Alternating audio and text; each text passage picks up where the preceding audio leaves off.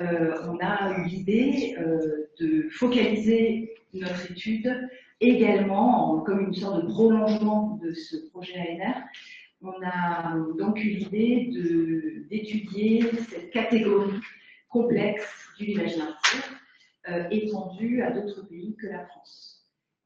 Et donc, vous avez dans le programme d'aujourd'hui, qui va se dérouler aujourd'hui et demain, donc, nos approches pour l'instant dans le cadre de ce programme. Vous voyez que ce sont des approches qui portent à la fois sur des dimensions historiques, mais aussi mémorielles, politiques. Ce que je vais terminer par dire, ce que je vais dire pour finir, pardon, c'est aussi que ce projet est extrêmement intéressant parce qu'il met en relation des scientifiques issus de disciplines différentes et il met en relation également, et vous allez voir aujourd'hui dans la composition des tables rondes des décisions, les chercheurs et les praticiens, les acteurs de terrain qui œuvrent sur le terrain, donc dans les musées, les centres d'interprétation, la valorisation patrimoniale, la médiation culturelle, etc.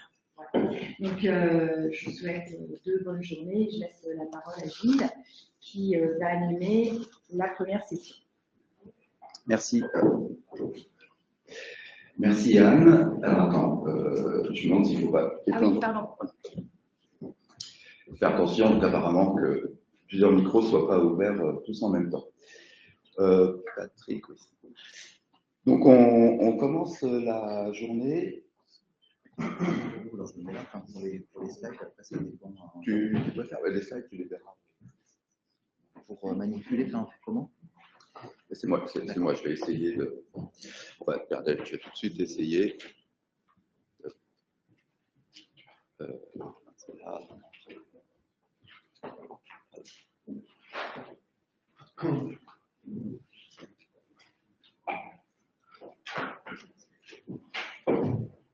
Là. Voilà, donc on ouvre cette matinée par donc une session qu'on a intitulée donc Genèse et discussions autour d'une catégorie. Donc la catégorie, c'est celle de village martyr. Souvent, on met des guillemets autour de martyr parce qu'évidemment, c'est un terme qu'on ne peut pas comme ça utiliser comme s'il allait toujours de soi. C'est évidemment une qualification qui peut poser question ou poser problème. Et donc nous allons là, dans un premier temps, cette première session, prendre un petit peu en quelque sorte de distance ou de recul par rapport au cas particulier qui nous occupe spécialement, donc celui d'Oradour et puis celui des autres villages emblématiques que sont Lidice, Marzabotto en Italie, Vassieux en Vercors et Distomo en Grèce. Et là, on va plutôt s'interroger sur donc, comment on peut finalement parler et de quoi on parle quand on parle de village martyr d'une façon générale et en remontant à la fois en amont de la Deuxième Guerre mondiale, est-ce que ça existe quelque chose, une appellation, est-ce que c'est une qualification qu'on trouve déjà avant Oradour, je dirais, ou avant Lidice. Et puis, d'autre part, on s'interrogera aussi sur le trait contemporain. C'est-à-dire c'est aussi une catégorie qui continue à être utilisée aujourd'hui dans l'actualité. Alors, pour évoquer ces points, donc, je vous présente les participants de la session de ce matin, que je remercie beaucoup de leur présence. Dans l'ordre qui est donné qui est affiché, donc Pierre-Marie Delpu, historien, donc chercheur à l'Université libre de Belgique, de Bruxelles, pardon, excuse-moi, l'Université libre de Bruxelles, spécialiste du 19e siècle, d'histoire plutôt politique du 19e siècle, et en particulier donc porteur actuellement d'un gros programme collectif de recherche sur justement le martyr politique dans un grand 19e siècle, un programme qui s'appelle Amapol, et donc particulièrement qualifié pour venir évoquer avec nous donc, cette notion de martyr, martyr en général, disons, et l'évolution du sens du mot au XIXe siècle. Patrick Neff est, lui, géographe et anthropologue, chercheur à l'Université de Genève. Voilà, et tu as donc fait ta thèse, publiée en 2016, sous le titre La ville martyre, sur la guerre civile et ses séquelles, surtout en ex-Yougoslavie, et notamment donc plusieurs cas évidemment de localités qui ont été qualifiées de martyrs. Françoise Passera, historienne, chercheuse à l'université de Caen, fait partie depuis le début donc, de notre collectif, aussi bien sur les ruines de guerre que sur les villages martyrs. Et elle, particulièrement, donc, elle travaille sur la Seconde Guerre mondiale et sa mémoire, et en particulier ici pour aujourd'hui, sur ce point particulier, sur donc l'utilisation de ce terme martyr. Alors, on a organisé donc la session autour en 2 temps, qui néanmoins se recoupent en fait assez largement, mais pour donc structurer un petit peu le propos. Donc, on propose d'abord de partir sur la question comment un lieu, une localité, peut-elle être qualifiée de martyr? Comment ce terme, qui au départ s'applique fondamentalement à un individu, un témoin, un individu bon, qui est voilà, victime d'une persécution, comment donc ce terme en vient à désigner des localités? Et on va d'abord écouter Pierre-Marie Delpu, revenir donc sur l'histoire un petit peu de la notion de martyr et la façon dont elle a pu se transférer en quelque sorte des individus vers les lieux. Bien, merci Gilles et merci aux organisateurs, organisatrices de cette rencontre, et désolé de vous rejoindre tardivement, mais je n'ai pu arriver donc à Limoges hier soir. Alors comme l'a rappelé Gilles à juste titre, je n'ai pas grand-chose à voir avec le XXe siècle, ni avec les villages sur lesquels je n'ai jamais travaillé à titre personnel. Néanmoins, au titre donc du programme de recherche que je coordonne et au titre de mes travaux qui m'ont conduit à monter un petit peu en généralité autour de la notion de martyr politique, je cite donc le livre que je fais paraître dans quelques mois, J'ai passé composé les nouveaux martyrs 18e, 20e siècle. L'objectif donc de ma présence ici est de permettre donc de replacer en contexte finalement cette notion qui est de plus en plus employée à l'époque contemporaine, c'est-à-dire à partir de, en gros, une large fin du XVIIIe siècle, et qui s'applique à un nombre croissant de réalités, plutôt des individus comme Gilles l'a effectivement rappelé, mais justement l'application de cette notion, le fait qu'elle puisse s'appliquer à des villages, à des localités, est quelque chose qui ne va pas spécifiquement de soi. Donc je l'ai dit, cette notion placée ici entre guillemets, c'est pas moi qui l'ai fait, je précise, suscite des emplois multiples tout au long de la période contemporaine, mais il n'y a pas de coïncidence finalement sur la définition de ce que désigne cette catégorie. C'est-à-dire qu'il y a des emplois qui sont très divers. On parle de martyrs politiques, on parle de martyrs en général parce qu'on attribue cette qualité de manière nominaliste à un acteur ou une actrice, qui peut être individuel, peut être collectif, avec diverses échelles évidemment de la collectivité, mais il n'y a pas de définition commune et il n'y a pas d'encadrement théorique en quelque sorte de cette notion. Ce qu'on peut dire dans une définition à minima, c'est que c'est une transposition d'une figure religieuse qui est la figure du saint ou de la sainte, ou du martyr religieux ou de la martyre religieuse, et qui s'inscrit dans un mouvement plus large de sécularisation qui se déploie tout au long de l'époque contemporaine et qui trouve ses origines donc à la fin du XVIIIe siècle. Ce que vient couronner justement l'attribution de cette qualité, qui se fait principalement par le corps social, c'est la capacité à témoigner d'un engagement, alors avec toute la question sur de l'effectivité de cet engagement évidemment, par la mort ou par la souffrance, puisque autre particularité du martyr politique contemporain, c'est qu'on n'est pas obligé d'être mort. Et finalement, le martyr politique tel qu'il se présente à partir de la fin du XVIIIe siècle n'est pas institué par une autorité et il procède d'un procédé de reconnaissance sociale de la souffrance ou de la mort qu'on va reconnaître comme étant exemplaire et qu'on va offrir en exemple à une communauté pour laquelle il va faire référence. On en trouve des transpositions dans toutes les cultures politiques. Après, en gros à partir du 19e siècle, quel que soit leur rapport à la religion, et cette figure est particulièrement difficile à définir parce qu'elle alterne avec deux autres archétypes de l'exemplarité. D'un côté, le héros, c'est-à-dire qu'il y a une composante épique très présente au 19e siècle puis qui s'atténue, qui se relie avec la culture de l'honneur, avec la gloire par les armes, et par ailleurs la figure de la victime, composante plus émotionnelle, qui prend son origine en gros à l'époque du mouvement romantique et qui connaît un développement sans précédent, donc au XXe siècle. Le martyr, je le disais, et j'ai dû pouvoir changer de slide, fait sens à l'échelle d'une communauté et seulement dans cette communauté-ci, c'est-à-dire que celui qui est martyr pour telle communauté ne l'est pas forcément pour la communauté adverse. Et dans l'ensemble de ces situations, le martyr, c'est un schéma narratif sur lequel ont insisté un certain nombre de travaux, soit d'historiens, j'ai cité un auteur italien, Tommaso Kallio, qui a écrit un livre dans lequel il a cherché à montrer la transversalité de cette notion, de cette catégorie pour l'Italie du XXe siècle, et en même temps par des sociologues qui ont mis en évidence les mécanismes qui sont les mécanismes de l'édification. Et finalement, on peut résumer les choses sous la forme du schéma que j'ai proposé, schéma qui a un petit peu bougé avec le passage en PDF visiblement, mais je crois que ça se lit.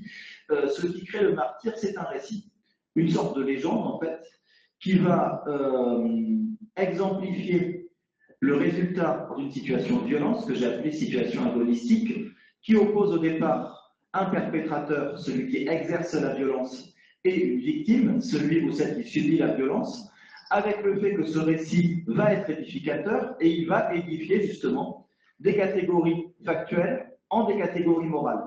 Autrement dit, celui ou celle qui exerce la violence, qui est un perpétrateur ou une perpétratrice, dans l'ordre factuel, devient dans l'ordre symbolique un bourreau, c'est-à-dire qu'il y a une resignification éthique de la manière dont la violence est perpétrée. De la même manière, la victime est édifiée en un martyr ou en une martyre, c'est-à-dire qu'il y a le fait qu'on va lui prêter un certain nombre de caractères qui relèvent de la moralité, qui relèvent de l'éthique et qui trouvent leur origine, donc comme je le disais, dans la transposition d'une catégorie religieuse. Alors Tommaso Kallio, dans ce livre qui à mon avis est assez important sur la question, définit des types de martyrs qu'on trouve à la fois à l'intersection du politique, du religieux. Kallio, C-A-L-I-O.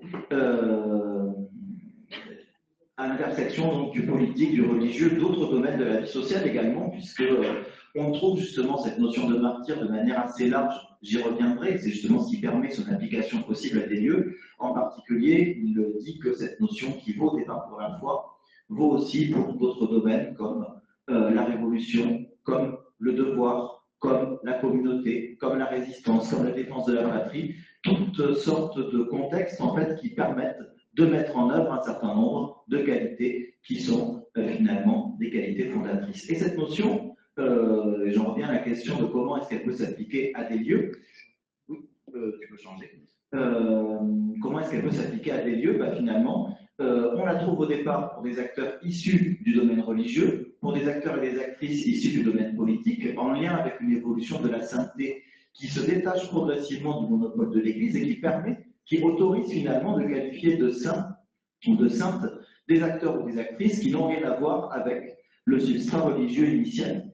Et par ailleurs, ce terme s'applique dans divers domaines de la vie sociale qui n'ont rien à voir avec l'héroïsme, qui n'ont rien à voir avec la nature initiale finalement de la violence, mais dans un sens qui est un sens métaphorique, c'est-à-dire à une époque où on réfléchit beaucoup sur la conjugalité, sur les rapports de genre. On va beaucoup parler de martyrs conjugaux, on va beaucoup parler finalement de martyrs de la conjugalité, de martyrs du mariage, etc.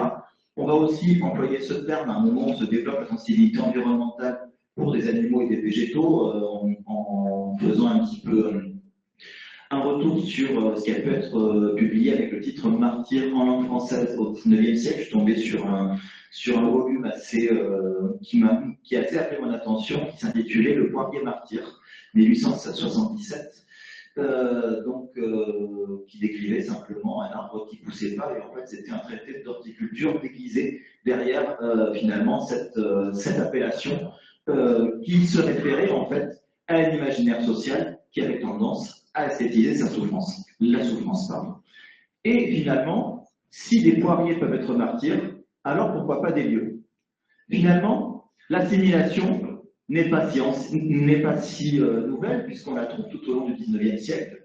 D'abord pour des peuples, il y a l'idée de la souffrance à distance très présente au XIXe siècle et qui se retrouve au XXe, en lien en gros avec des préoccupations humanitaires, qui fait qu'un certain nombre de peuples, qui soient des États, qui soient des nations, qui soient des nations sans État, sont qualifiés de martyrs. C'est le cas des Grecs au début du XIXe, c'est le cas du peuple polonais. J'ai mis sur la slide, dans la partie gauche, ce livre donc, de Jules Michelet, La Pologne martyre, paru en 1863, qui fait suite à toute une série, à toute une tradition historique de victimisation de la nation polonaise. Des peuples donc, mais aussi des villes, et justement plutôt des villes que des villages, dans cette préhistoire qui remonte au XIXe siècle. Pour ne citer qu'un seul exemple, alors il y en a un certain nombre, j'ai mis ici un cas tout à fait emblématique pour lequel justement la portée politique et religieuse a été comprise comme formant un tout dans un événement qui a été traumatique pour la nation espagnole en général au début du XIXe siècle, qui est précisément la guerre d'indépendance. Se développe à la suite du siège de la ville par les Français toute une mémoire à la fois héroïque et sacrificielle qui reprend toute l'idée du sacrifice utile, et c'est précisément le sens de la catégorie martyr, qui s'incarne dans cette ville qui est à la fois dotée d'une connotation religieuse forte, c'est la ville de la Virgen del Pilar, donc une sorte de sainte patronne qui est célébrée tous les ans et qui est associée à l'hispanité, et en même temps c'est une ville qui a une profondeur historique forte et qui se retrouve détruite dans sa matérialité pendant la guerre. Et donc finalement, l'héroïsation des habitants de Saragosse, qui se fait tout au long du XIXe siècle, se double d'un discours martyriel qui associe leur sacrifice à celui de la religion et de la patrie qu'ils incarneraient. Ça, c'est un sens, si vous voulez, matériel, puisque les preuves du sacrifice de la ville, qu'on le qualifie de martyriel ou pas, sont tangibles. C'est-à-dire il suffit d'aller à Saragosse au XIXe siècle et de se rendre compte de la place que prennent les ruines dans l'espace urbain. Alors que, finalement, dans d'autres cas, c'est plutôt un sens métonymique qui est privilégié. Par exemple, dans le cas de Cosenza, on est en Italie, on est en Calabre en 1844, il y a une révolte menée par des Mazziniens. Les Mazziniens soulèvent des habitants de la province qui sont tous arrêtés par les armées du royaume de Sicile et ils sont exécutés en masse de manière publique, de manière extrêmement dramatisée, extrêmement mise en scène. Et finalement, pour les libéraux de cette région, Cosenza est à la fois la ville qui a vu s'effectuer le martyre et en même temps une ville martyre. Dans cet essai qui date de 1844, dont j'ai lu une réédition simplement parce que je n'ai pas trouvé, je me dépêche, l'édition initiale, Biagio Miraglia, qui est l'auteur de ce texte, nous parle finalement de Cosenza qui serait une tombe, et il nous dit Cosenza est belle autant qu'une tombe peut être belle. Avec cette assimilation de la ville à une tombe, et finalement tout le problème que le sens soit réel ou qu'il soit symbolique, ces lieux sont avant tout des villes plutôt que des villages. Je peux changer. Sauf que des villages martyrs, il y en a quelques-uns au XIXe siècle, sauf qu'ils sont épisodiques et peu étudiés. J'ai deux exemples et je m'arrêterai sur ça. D'abord, en Vendée, cas qui n'est pas étudié du tout, malgré tout le renouvellement historiographique qu'il y a autour de cette guerre, il y a donc l'idée que le souvenir des massacres que la guerre de Vendée a occasionné entre 1793 et 1795 va s'incarner dans ce qu'on va pouvoir appeler des lieux de mémoire victimaire qui prennent parfois la forme de villages. Ici, j'ai mis le village d'Izernay. Donc, c'est quelque chose qu'on arrive à retrouver au travers de l'historiographie, au travers de la mémorialistique donc, de cette guerre, mais qui n'a pas fait l'objet d'une étude d'ensemble. Autre cas qui procède aussi d'une guerre civile en Italie, Ponte Landolfo, donc on est plus ou moins au nord-est de Naples, dans une région qui a été secouée par une forte guerre civile entre les armées de l'État italien et le brigandage qui était globalement pour la monarchie de Naples qui avait perdu sa couronne en 1861. Il y a un massacre produit dans ce village qui fait que ce village, par toute une frange de l'opinion plutôt réactionnaire, voire franchement réactionnaire, c'est-à-dire qu'en gros on est plutôt à l'extrême droite, plutôt avec des gens ultra-catholiques, royalistes, etc. La ville de Pontelandolfo, qui en fait est un village d'à peu près 2000 habitants, est reconnue comme étant ville martyre, mais encore une fois, la qualification est déclarative, c'est-à-dire que rien de manière officielle, mis à part l'étude qu'a menée cette historienne que j'ai trouvée extrêmement suggestive, l'affaire Pontelandolfo, l'historienne s'appelle Silvia Sonetti. Finalement, cette approche montre bien les ressorts sur lesquels peut reposer donc l'édification d'un lieu, en l'occurrence un village, en un martyr, et je m'arrête là. Merci. Merci Pierre-Marie. Je voulais juste voilà, compléter par quelques exemples pris cette fois en France. Hein. On voit se développer après la guerre de 1870 assez nettement l'expression martyr appliquée notamment à des villes ou à des villages, y compris donc à des villages. Voilà, on la voit apparaître. Alors ça reste encore quand même assez minime, hein, pas énormément d'occurrences. Mais enfin, on peut donc déjà trouver cette notion. Et puis ici, ça se voit pas très bien, mais vous avez donc un extrait de presse de 1913 qui fait référence donc à un massacre, des exactions commises dans un village bulgare pendant la première guerre balkanique, donc en 1912. Et je ne sais pas si vous voyez, mais il y a l'expression un village martyr, Marash. On voit donc le terme s'appliquer à partir du 19e, plus exactement de la fin du 19e siècle, à des localités. Et alors cette application à des localités, elle prend encore de l'ampleur avec la Première Guerre mondiale, qui là, par contre, et on y reviendra plutôt un petit peu après, si on attend du moins, la Première Guerre mondiale, là, on va voir déjà se développer hein, ces catégories de villes et de villages martyrs.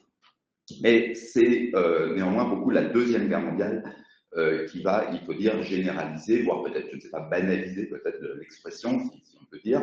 Et je passe donc la parole à Françoise Passera sur la Deuxième Guerre. Merci Gilles. Bon, il y a un certain nombre de résonances avec l'intervention de Pierre-Marie. Alors nous avons travaillé à partir d'un corpus de livres, souvent des petits opuscules, mais quelquefois des livres un peu conséquents, qui ont été publiés depuis 1945 et qui portent le titre de martyr, lié à un lieu. Même si, en réalité, on pourra en parler dans la discussion, le terme est aussi utilisé dans des opuscules qui désignent des individus. Mais là, nous nous sommes concentrés sur les lieux, donc vous en avez ici un petit aperçu. Peut-être on va passer à la carte de Gilles et puis on reviendra après sur cette diapositive. Alors, j'avais établi une carte à partir de ce corpus à environ 54 ou 55 ouvrages que j'avais repérés dans le catalogue nationaux, qui portent donc ce titre, donc un récit qui cherche à faire reconnaître ce statut de ville, village martyr. Et la carte, eh bien, elle montre un certain nombre de choses. Alors, les triangles, je ne sais pas si c'est possible, les triangles étaient utilisés pour les villages, hein, et puis on avait utilisé des carrés pour montrer des villes donc, de plus de 2000 habitants. Et puis, en noir, on avait les destructions par bombardement ou par opération militaire ou siège militaire. Et puis, en rouge, eh bien, c'était des lieux dont le martyr était lié essentiellement à des exactions, des exécutions sommaires. Donc, elle est assez significative. Puisque la plupart des villes, des bombardements et des combats sont tous évidemment sur des zones d'opération massives dans le nord et l'est de la France, et puis bien sûr les villages martyrs sur le chemin de la Landstraße ou bien dans le couloir du Rhône. Alors, dans tous ces ouvrages, Oradour est véritablement la figure symbolique, hein, et il sert, c'est vraiment l'étalon de la plupart de ces ouvrages, hein, qui se qualifient de petit Oradour, ou bien comment Tulle ne fut pas Oradour, ou bien encore, j'en ai dans un petit ouvrage, c'était presque Oradour. C'est la référence absolue de ce village martyr, mais en réalité, là on peut revenir voilà, merci Gilles. Et en réalité, quand on y regarde de plus près, eh bien, les contours géographiques de ces lieux martyrs sont extrêmement variables. On a des villages, hein, comme Mallet ou le Gonzague, mais on a aussi des départements qui se revendiquent comme martyrs, notamment bien sûr la Dordogne avec la multitude d'exécutions sommaires qui se déroulent sur le passage de la Dreiecksstraße.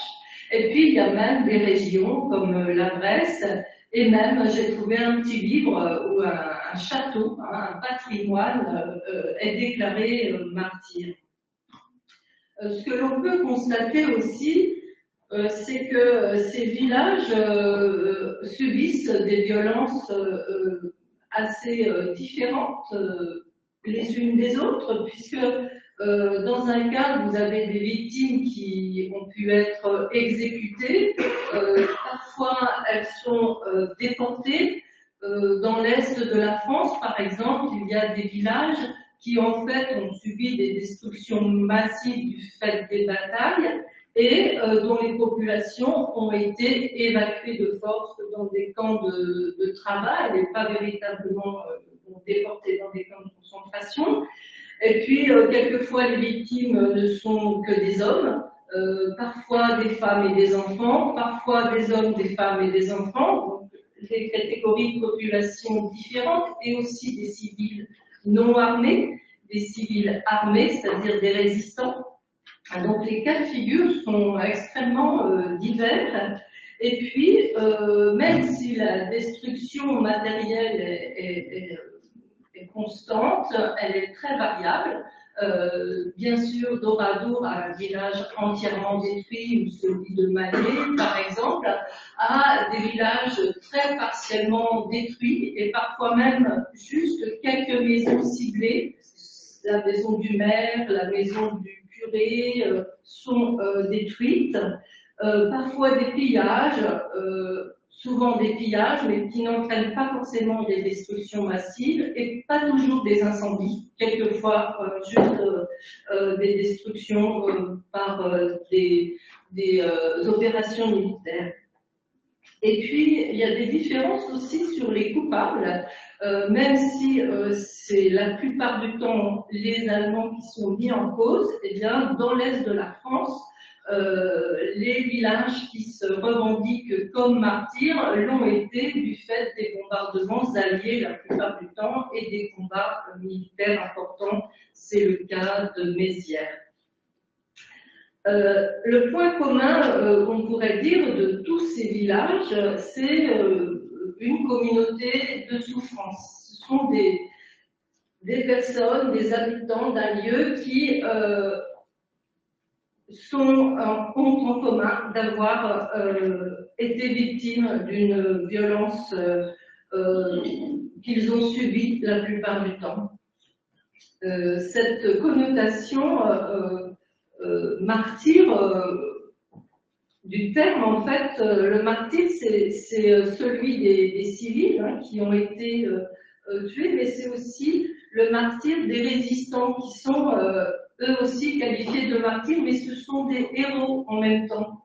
Et l'usage du terme victime innocente, sacrifice pour la liberté du pays sont des expressions qui reviennent très souvent dans cette petite littérature.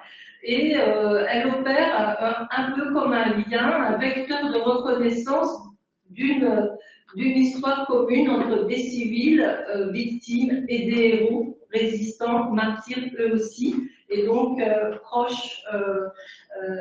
rapprochement de la victime innocente et du héros résistant à l'oppression dans cette communauté de souffrance France. Et ces petits ouvrages-là en sont en quelque sorte le récit édificateur, comme vous l'évoquiez tout à l'heure, Pierre-Marie.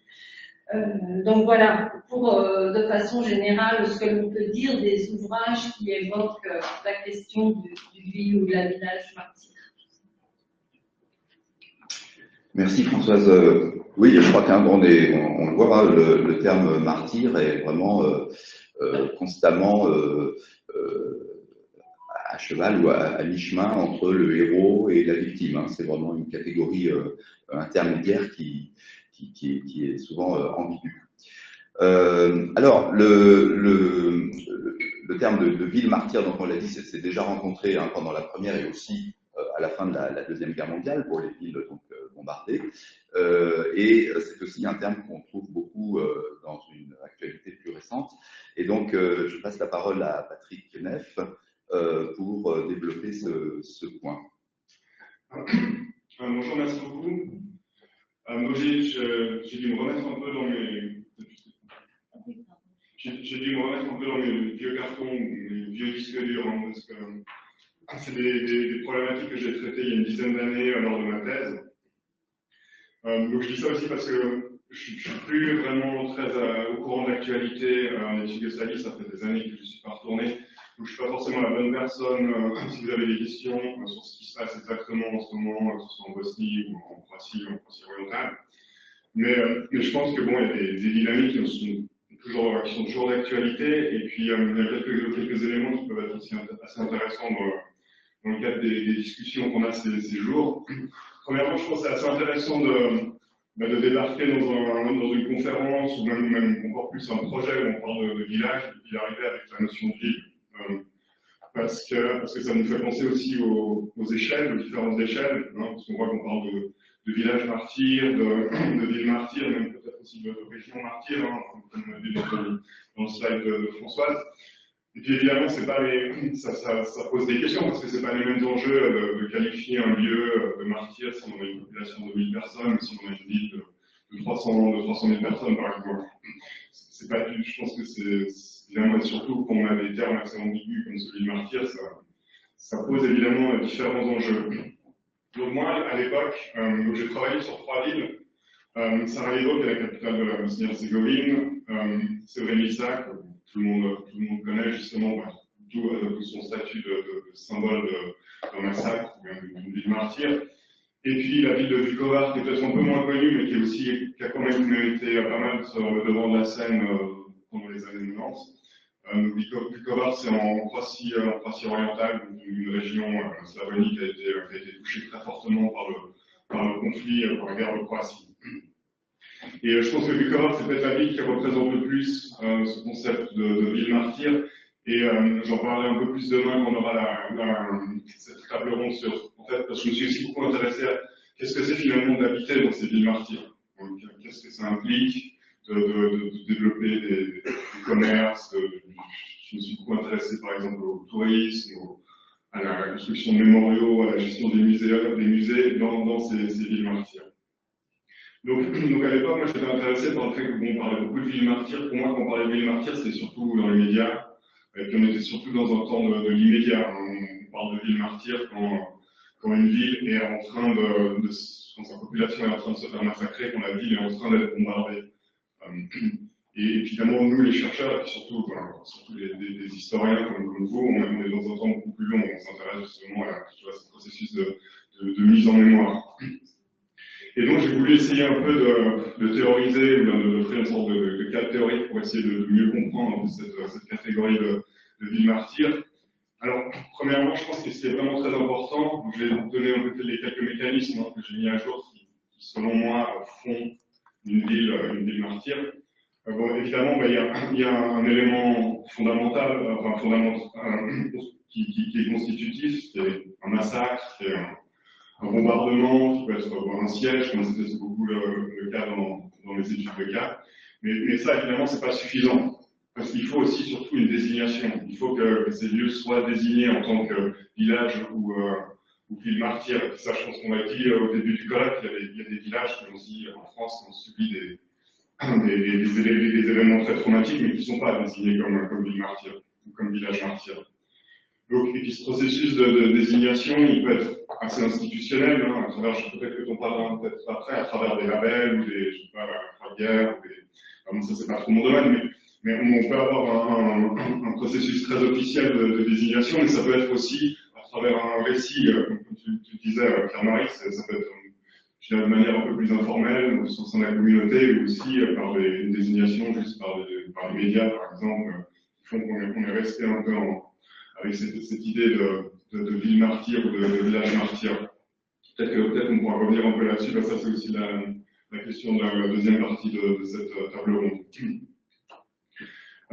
Après, pour moi, c'était très important qu'il y ait un paysage mémoriel. Et puis là, quand je parle de paysage mémoriel, je vous montre un peu quelques éléments qui constituent ce paysage mémoriel. Donc, je m'inspire un peu du concept de lieu de mémoire, Pierre Morlac, une vision assez englobante de ce qu'est un lieu de mémoire. C'est pas juste un arc de triomphe, c'est pas juste une croix, c'est pas juste un mémorial. Ça peut être beaucoup d'éléments. Par exemple, ça peut être une activité touristique, comme on en a beaucoup, par exemple à Sarajevo, on a beaucoup de tourisme, de pratiques touristiques qui sont très spontanées, qui viennent d'un acteur privé, hein, on va sur les, en tout cas on allait à l'époque sur les lignes de front. Si vous êtes allé à Sarajevo, vous connaissez sûrement le musée du tunnel, hein, qui est une initiative privée qui justement présente la mémoire du conflit à travers un site emblématique qui était le tunnel qui permettait d'amener des livres et du matériel dans la ville assiégée de Sarajevo. Après, c'est des éléments très classiques, hein, ça peut être une ruine, ça peut être un ancien camp de concentration, ça peut être une croix. Mais moi, pour moi, ces lieux de mémoire sont encore plus larges. Ça peut être aussi des éléments de la culture populaire, comme un film. Ça peut être aussi, passer le slide, ça peut être par exemple juste un graffiti, par exemple. Donc ça par exemple, c'est je considère comme un lieu de mémoire. Donc ça, c'est un graffiti qui a été laissé par un soldat de la casque bleu hollandais sur le site de Srebrenica. Et ce graffiti, après, il a été repris par une artiste bosnienne. Et on voit aussi que voilà, ces lieux de mémoire, ils évoluent aussi. Hein, ils se transforment. Donc là, on parle d'une inscription sur un mur qui devient une œuvre d'art dans une galerie dans le centre de Sarajevo. Donc voilà, donc ce paysage de mémoire constitutif de cette ville martyre, c'est un paysage qui est très très orienté, et d'une certaine manière, plus il est orienté sur l'événement traumatique, sur le conflit, plus on va avoir affaire à une ville martyre. Et là encore, évidemment, ça pose la question de l'échelle, parce que quand on parle d'un village, d'une petite ville, ça risque d'être beaucoup plus le cas que si on parle d'une capitale, par exemple, comme Sarajevo, où il y a beaucoup, je dirais, un peu des forces contraires, à Sarajevo, j'avais calculé, j'avais peut-être vu qu'il y avait 7 ou 8 musées sur le conflit, mais à côté, il y a des galeries d'art, il y a un musée d'art contemporain, il y a du cinéma, il y a beaucoup de choses qui sont détachées du conflit, ce qui n'est pas forcément le cas dans une petite ville comme Vukovar, où on a un paysage mémoriel qui est presque tout est orienté en fait sur le conflit. Hein. Que ce soit les musées, que ce soit les mémoriaux. Puis ça, je vais y revenir un peu avec des exemples un peu plus concrets quand j'en parlerai demain. Et aussi, ce qui se passe, c'est que ce paysage mémoriel, il devient aussi assez homogénéisant. Et puis même, ça c'est surtout le cas, évidemment, en ex-Yougoslavie, assez hégémonique. Hein. C'est-à-dire qu'en fait, comme tu l'as dit, le martyr des uns, c'est pas du tout forcément le martyr des autres. Hein. Et ça, c'est clair que, surtout dans une ville frontière comme Vukovar, on passe la frontière, les notions de bourreau et de victime, elles sont inversées. Hein. Et ça pose évidemment des problèmes, des questions quand on vit dans une ville où les communautés qui étaient engagées dans le conflit, en l'occurrence, pour faire très simplement, les communautés croates et les communautés serbes, vivent encore dans la même ville, partagent encore le même territoire. Donc ici, la notion de martyr, elle ne va pas du tout de soi, elle peut être très très conflictuelle en fait. Et donc voilà, donc on a un paysage qui va imposer en fait une certaine vision du conflit, surtout une certaine vision de qui sont les bons, qui sont les mauvais, qui sont les victimes, qui sont les bourreaux. Un troisième mécanisme, c'est la mise en symbole. Hein. On parle de ces villes martyrs, ces villages martyrs qui deviennent des emblèmes. Hein. Comme tu disais, Oradour va être décontextualisé, hein, et on va dire, souvent on en parlait par exemple, je crois que c'était avec François, on disait, voilà, ça c'est l'Oradour de Tchéquie, ça c'est l'Oradour de Grèce, ça c'est l'Oradour d'Italie, etc. Et je pense que ça a été vraiment un processus qui était très remarquable avec Auschwitz. Hein, je pense que c'est peut-être l'exemple le plus paradigmatique. Auschwitz, c'est plus juste le symbole de trauma en Pologne, mais c'est le symbole de tous les massacres du monde. On va utiliser Auschwitz pour présenter de nombreux massacres, que ce soit au Cambodge, que ce soit au Rwanda. Et donc ce processus évidemment de décontextualisation, il pose aussi beaucoup de questions en termes d'instrumentalisation. Je pense qu'il y a beaucoup de travaux qui ont été faits sur Auschwitz, je ne vais pas revenir dessus, mais comment ce symbole Auschwitz a été utilisé dans les conflits de mémoire, dans les compétitions entre les communautés de victimes. Voilà, on a beaucoup écrit là-dessus. Et ça, je pense que c'est quelque chose qui, justement, cette mise en symbole, cette désincarnation, cette décontextualisation du lieu est aussi très importante dans ma vision en tout cas, du concept de ville martyre ou peut-être de village martyr. Finalement, et là je pense qu'on revient un peu dans ce qu'on disait avant, et c'était très intéressant d'entendre les interventions avant, il y a pour moi un glissement du statut de victime dans le statut de martyr. Et je suis toujours pas très clair justement sur ce qu'on entend par martyr, surtout quand on parle d'un lieu, parce que évidemment, pour moi c'est lié, quand on parle de martyr, on fait des liens avec, on a parlé de quoi depuis qu'on est ici, on a parlé de saints, on a parlé de héros, on a parlé de sacrifices, on a parlé de résistance. Donc pour moi, ce qui en fait crée cette ambiguïté avec le concept de martyr, c'est lié à l'engagement. Parce que quand on parle de résistance, quand on parle de héros, il y a un engagement du conflit, il y a un engagement pour une cause. En fait. Donc et ça c'est très important parce que comme on le dit, ces statuts de village ou de ville martyr, ils n'ont pas été désignés par les personnes qui sont les martyrs, puisque ces personnes elles sont mortes. C'est une désignation qui vient de l'extérieur en fait. Ça peut venir de communautés qui sont très proches, hein, la famille, les survivants, les témoins, ou de communautés, d'acteurs qui sont peut-être plus détachés dans le pouvoir public, je ne sais pas, l'État central français, par exemple. Mais ça pose problème, évidemment, parce que quand on parle par exemple de résistants, de massacres de résistants, on peut partir du principe qu'il y a un engagement dans le conflit. Après, ça devient un peu plus ambigu, évidemment, quand on parle de victimes civiles.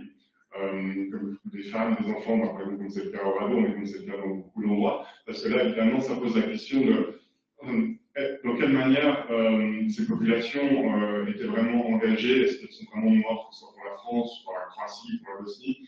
Évidemment, c'est beaucoup plus difficile de les lier. Et c'est là où je vois un glissement qui, des fois, peut être, à mon avis, assez compliqué, et justement, qui revient sur toute l'ambiguïté du terme martyr, de ce qu'elle représente, et puis surtout, de quelle manière, justement, ces personnes qui symbolisent, cette population qui symbolise ce martyr, elles se retrouveraient, en fait, dans cette image. Et peut-être la dernière chose, et je vais terminer là-dessus, peut-être je pense que ça serait intéressant pour la discussion, parce qu'on parle beaucoup des humains, des victimes, mais je me pose aussi la question de quelle manière, pour qu'en fait un lieu devienne un lieu martyr, il faut aussi qu'il y ait une destruction du bâti.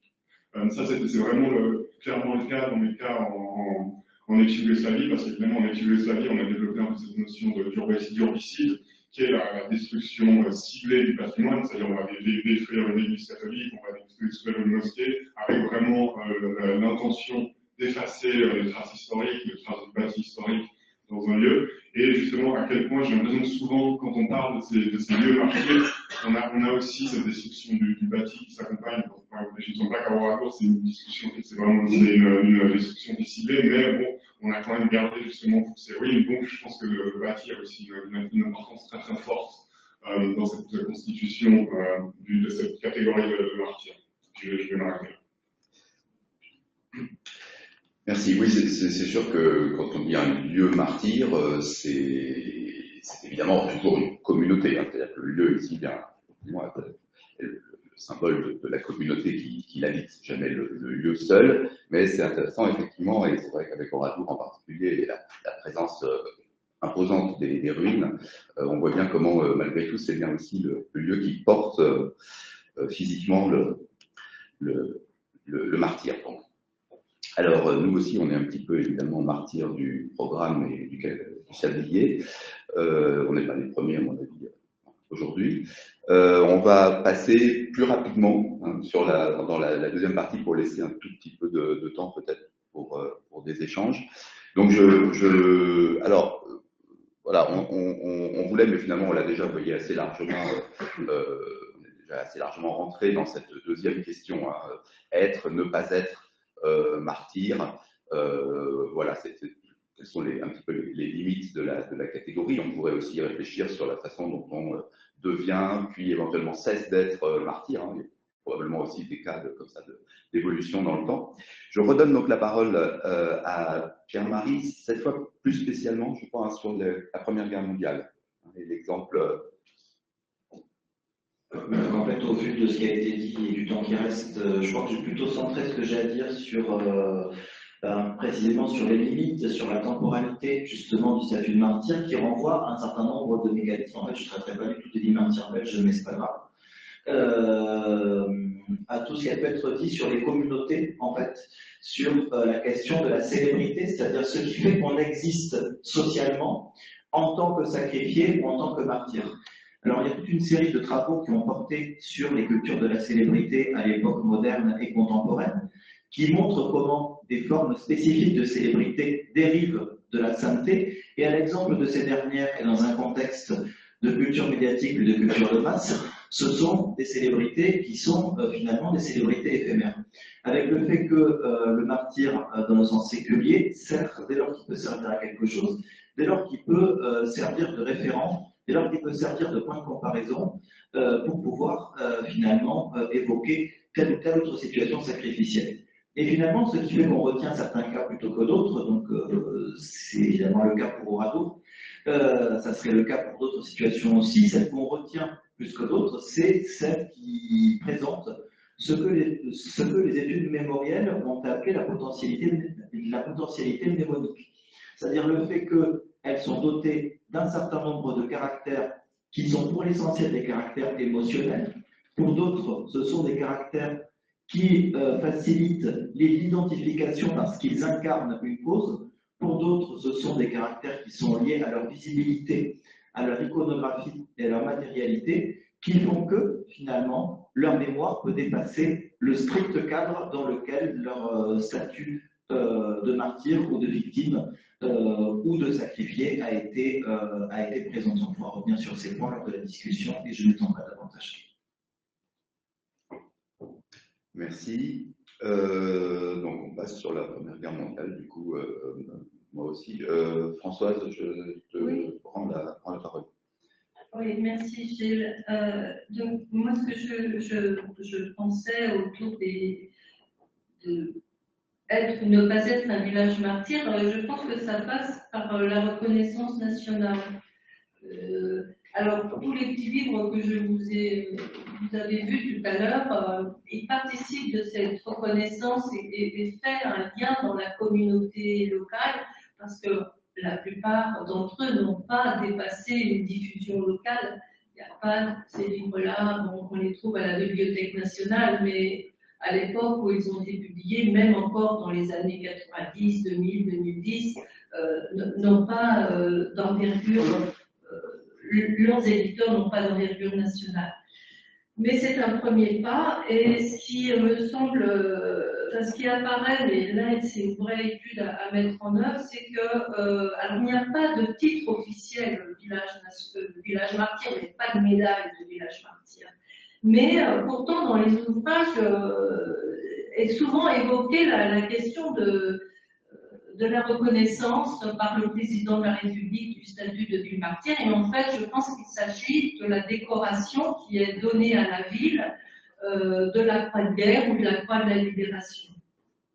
Alors là, il faudrait aller voir les dossiers, et les dossiers des villes, c'est pas facile à avoir. Donc, bref, en tous les cas, pour l'instant, c'est totalement inaccessible. Ils sont en travaux en plus. Mais en regardant, en recherchant un peu toutes les citations que j'ai pu trouver sur ces villes ou ces villages qui sont qualifiés de martyrs, c'est intéressant de voir que la décoration, dans les citations, il y a toujours un peu deux arguments. C'est la question de la destruction, la question du deuil, la question de la souffrance, donc tout un vocabulaire qui relève de la victimisation et de prendre en compte le sacrifice, hein, c'est mis quelquefois dans les citations, le sacrifice de la ville ou du village.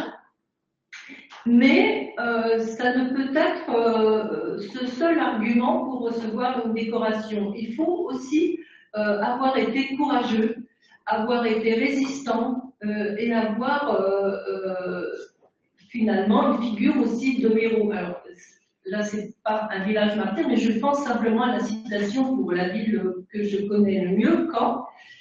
Alors, Caen, ville martyr, 2000 victimes, très importante destruction du centre de la ville, et néanmoins, elle est aussi qualifiée de ville résistante. Alors que il n'y a pas vraiment de résistance, si ce n'est une poignée d'hommes qui sont quand même restés dans la ville pendant tout le siècle, mais on ne peut pas a priori parler d'une résistance exceptionnelle par rapport à d'autres villes de la région. Mais le terme est sans arrêt employé. Et on voit dans les citations que ces deux registres sont sans cesse mêlés.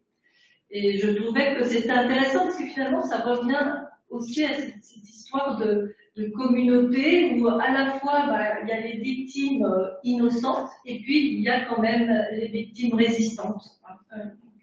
L'un ne va pas sans l'autre. Après, bon, ce sont des décorations militaires, donc il s'agit d'avoir aussi mérité de la nation par un acte de courage dans un conflit. Donc je pense que ça joue.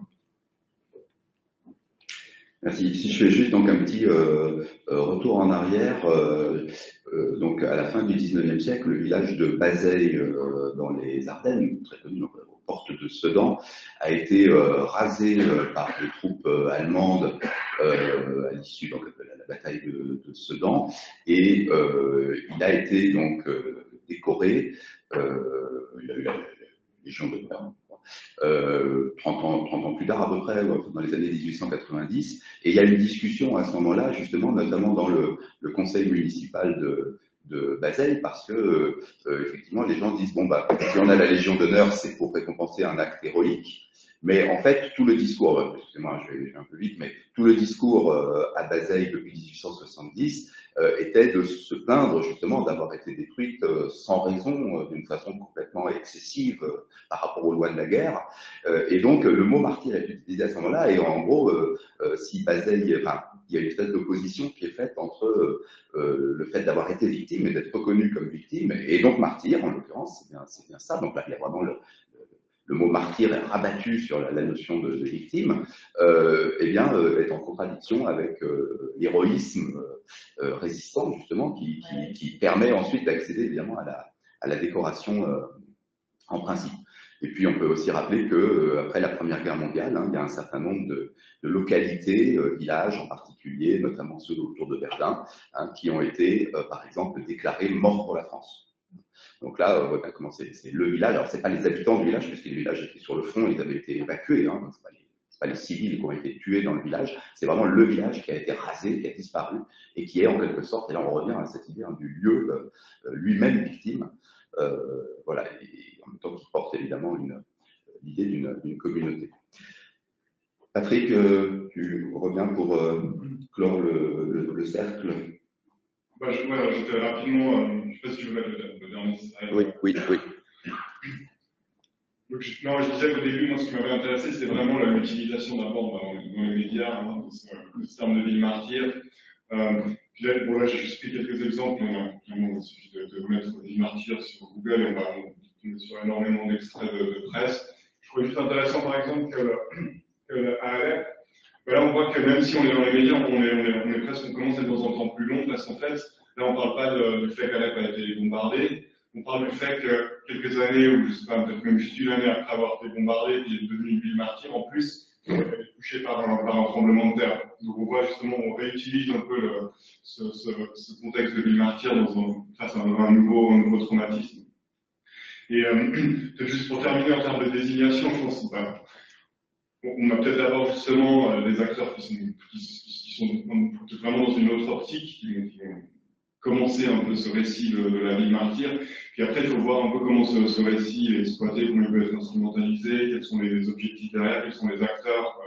Parce qu'il peut y avoir des acteurs qui sont très différents. Comme j'ai dit, ça peut être des proches des populations qui constituent ces martyrs. C'est les pouvoirs publics, c'est les entrepreneurs de mémoire qui travaillent dans les centres, dans les musées, et c'est aussi nous, les chercheurs, qui participons aussi à ce récit. Et puis il faut voir, et puis évidemment les objectifs, ils peuvent être, je dirais, sais pas comment dire, assez nobles, hein, comme par exemple au centre de mémoire ici à Oradour, avec une volonté éducationnelle.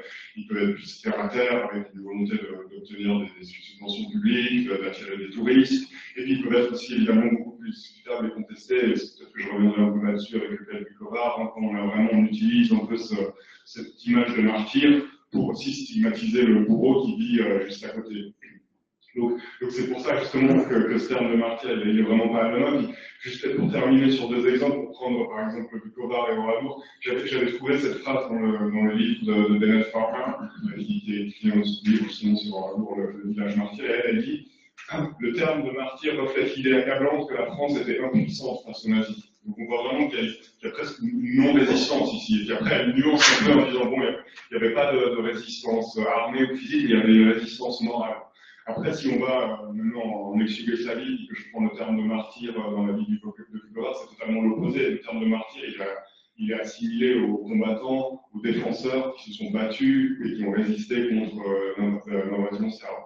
Donc on voit qu'on est vraiment avec ce même terme, cette même appellation sur le village de ville martyr, dans des représentations qui sont complètement opposées. Donc ça pose quand même, on voit qu'il y a une énorme discussion derrière qu'est-ce qu'on entend vraiment par ça.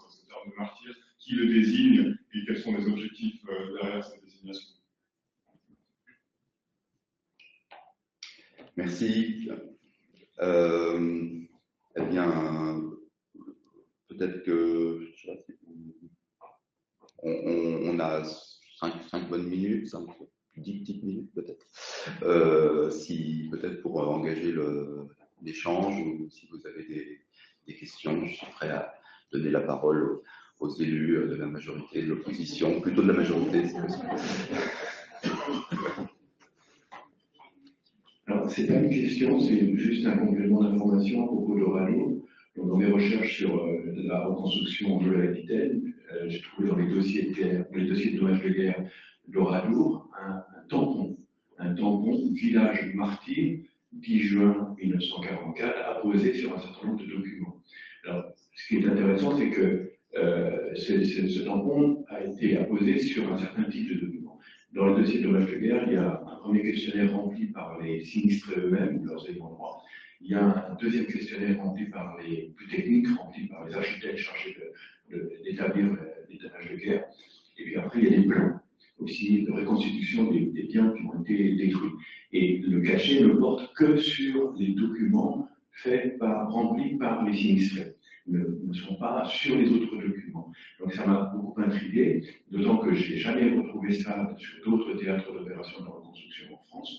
J'en ai parlé à Daniel Goldman, qui a été une des premières à travailler sur les institutions de la reconstruction en France. Elle n'a jamais trouvé ce cachet. Donc visiblement, ce cachet n'a existé qu'à Oradour, à preuve du contraire, mais peut-être que quelqu'un me dira le contraire. Et il y a eu deux versions du cachet, puisque sur le premier cachet, il y avait une erreur. 10 juin 1945. Et donc, c'était corrigé à la main sur les documents. Et il a été utilisé entre mai 45 et juin 46 à peu près. Voilà, c'était juste une précision. Oui, juste pour compléter, c'est vrai qu'on voit bien que les édiles locaux cherchent à mettre en avant ce statut de martyr, et c'est peut-être une initiative purement locale d'avoir créé ce tampon, comme elles sont souvent à l'initiative des demandes de décoration. Moi, j'ai retrouvé un petit document, alors là, c'est quand ville martyr, mais le maire réclame sa décoration, il lui voudrait la croix de la libération, et Koenig dit non, la croix de la libération, ça ne sera pas possible. Comment c'est qu'il négocie la décoration? Et l'autre point, c'est, je pense aussi aux pancartes sur le bord des routes. Alors je crois, je ne sais plus quel village c'est, j'ai une photo dans un des documents, c'est plus village martyr à l'entrée du village, mais ce sont des initiatives locales possibles, portées par les maires. Oui, moi je voulais dire que j'ai l'impression quand même que la reconnaissance nationale associée à la décoration, à la remise de décoration, je crois que c'est quand même déconnecté. Et on trouve dans le cas d'Oradour l'utilisation très tôt de l'expression village martyr, mais très tôt, dès 1944, alors que les décorations ne sont pas données à la ville, à la commune, et les décorations sont données en 1949, alors que, encore une fois, l'expression apparaît très tôt, dès 1944. Et par ailleurs, d'autant plus déconnecté que lorsque justement les décorations sont remises, on en a parlé hier, par la commune à la suite de la loi d'amnistie consécutive au procès de Bordeaux, c'est pas pour autant que l'on cesse de porter et de revendiquer, je dirais, le terme de village martyr. Oui, ce serait intéressant de se demander s'il y a eu peut-être en 45, 44, entre 44 et 46, peut-être une hésitation à ce moment-là, peut-être que ce terme aurait pu devenir une catégorie officielle plus durable, et puis que finalement, bon, non, finalement, c'est resté un terme à la fois très utilisé, mais pas quand même au point d'être. Cela dit, dans nos séminaires, enfin, quand on est allé dans d'autres lieux, parce que par exemple, la mention du panneau routier, ça me fait penser à Vassieux, hein, où on nous avait dit que Vassieux en Vercors donc, avait été longtemps intitulé Village Martyr sur le panneau d'entrée hein, dans le village, mais que cette mention avait été retirée dans les années 2000 à l'occasion d'une réflexion du panneau, voilà, qu'ils avaient retiré. Hein, ils avaient renoncé en quelque sorte ou abandonné cette appellation. Et puis je crois aussi qu'il faudrait évidemment qu'on aille, mais bon, on n'a pas le temps là, mais ça fait partie des enjeux bien sûr du programme. Il faudrait qu'on aille voir systématiquement dans tous les cas, bien sûr, dans d'autres pays, hein, dans quelle mesure, parce que là aussi on a à chaque fois retrouvé le terme très utilisé, je pense par exemple à la Grèce, hein, notamment, mais aussi à l'Italie, enfin. Donc, dans quelle mesure, effectivement, on arrive jusqu'à quel point d'officialisation, de durcissement, en quelque sorte, de la catégorie on arrive. Oui, Cécile. Micro, il faut que tu allumes le micro. Ouais. Ah, voilà. Oui, je suis encouragée à prendre la parole, alors je le fais avec un peu de timidité, et surtout pas en tant qu'historienne, mais plutôt en tant que citoyenne, j'ai envie de dire. Mais ce qui m'a frappé aussi, c'est en fait le rejet du terme d'Holocauste par une partie des descendants des victimes, justement pour sa dimension martyrologique qui gênait beaucoup et qui véhiculait en fait l'idée qu'il y a un sacrifice et donc il y a une forme de justification divine qui n'est pas du tout bienvenue. Et plus largement, le terme de persécution, dans le cas des massacres des populations juives, le terme de persécution est nettement préféré. Enfin, à ma connaissance, on ne parle jamais de victime, on parle de persécution. Et il y a bien quelque chose de type. Il y a bien un travail mémoriel autour du persécuté, mais qui n'est jamais nommé martyr. Voilà.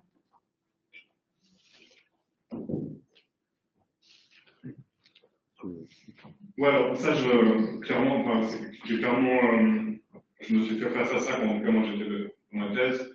D'ailleurs, même une des jurys de ma thèse, qui était une ancienne rabbin, pour elle, c'était pas possible d'utiliser le terme holocauste. Ça s'est fait avec le choix dans la thèse. Et puis, c'était exactement lié à cette idée sans forcément faire le lien direct avec martyr, c'était vraiment l'idée de ce rejet du sacrifice, complètement. Et alors, du coup, si je me permets de rebondir, ça renvoie aussi il y a un terme qui est très gênant, mais qui est celui utilisé parfois, c'est celui par les psychologues, c'est celui de jouissance du deuil, qui est l'idée que la violence extrême peut être récupérée, entre guillemets, par les familles des victimes, en tentant de lui donner un sens, qui est précisément ce qui est souhaité comme étant évité par notamment les descendants des victimes. Voilà. Donc je pense que le terme de jouissance du deuil, c'est plutôt un terme de psychologue, peut-être vous intéresser, vous, historien, en dépit de la violence, évidemment, qui le véhicule, mais voilà. Oui, bah c'est la question que Patrick posait en particulier. Qui désigne en fait les martyrs, nos martyrs, mais qu'est-ce qu'ils en pensent eux? Effectivement, la plupart du temps, rien forcément. Mais ce serait peut-être intéressant justement de se demander comment les survivants des différents massacres, malgré tout, recourent plus ou moins, ou peut-être eux-mêmes à ce terme, ou peut-être au contraire l'évite. Je ne sais pas, je n'ai aucune notion là-dessus. Ce sera très simple de se demander dans quelle mesure le terme peut être auto-revendiqué. Oui. Oui, j'ai une question en fait sur cette notion donc, de martyr, de village martyr. Est-ce que quand on sort du cadre stricto sensu de la guerre, si c'est compliqué à définir, mais vraiment cas classique d'une guerre, comme vous les avez cités, la Première Guerre mondiale, etc., et qu'on est dans le cas d'un génocide, si on prend le cas du génocide arménien ou du génocide Tutsi, est-ce que ce qualificatif de village martyr existe, ou alors est-ce qu'il faut qu'il y ait une guerre pour qu'on puisse le détacher? Parce que dans le cas d'un génocide, on pourrait considérer, je ne sais pas, j'ai pas la réponse, je vous pose la question, que comme le massacre a lieu à une grande échelle, un peu partout, sans qu'il y ait une guerre à proprement parler entre par exemple deux États, est-ce que ce qualificatif de village martyr existe, de ville martyr? Merci. Je pense qu'il existe dans le cadre, par exemple, de Srebrenica. On est lié à une guerre, mais on est lié à un massacre. Après, je ne sais pas, ça c'est dans mon domaine, je connais pas assez bien le Rwanda ou comment l'Arménie, donc pour vraiment dire, je n'ai pas croisé ce terme durant, en tout cas dans ces contextes-là. C'est une bonne question. Là. Je ne sais pas, je ne peux pas y répondre plus que ça. Oui, je ne sais pas non plus, moi, à propos du Rwanda, je ne pense pas qu'on parle tellement de martyrs, effectivement. Et c'est vrai que c'est intéressant de se dire que peut-être justement pour qu'il y ait martyr, il faut que ce soit une violence, certes dans le cadre d'une guerre, mais qui quand même a quelque chose d'un peu finalement ponctuel et exceptionnel aussi, mais dans le cadre d'une guerre, de même que les soldats qui meurent dans une guerre, oui, peuvent être parfois qualifiés de martyrs, mais enfin ne le sont pas quand même couramment, même si leur statut de victime est de plus en plus reconnu au fil du temps, et notamment à partir de la Première Guerre mondiale. Oui, c'est des questions effectivement intéressantes. Pareil pour la Shoah, effectivement, il faudrait s'interroger oui, sur l'extension de l'emploi de ce terme. Aurélie, peut-être pour la dernière question. C'est là.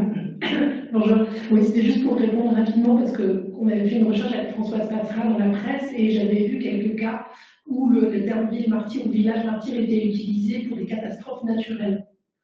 Et mon impression, c'est la guerre est importante, mais il y a toujours dans la notion martyr un rapport avec une communauté. Donc on est martyr par rapport à une communauté.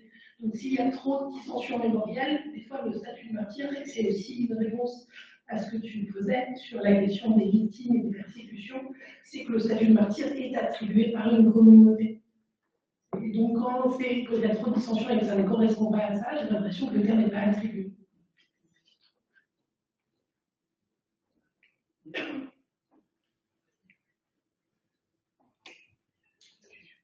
Voilà, oui, ça ouvre plus de questions que ça m'enferme.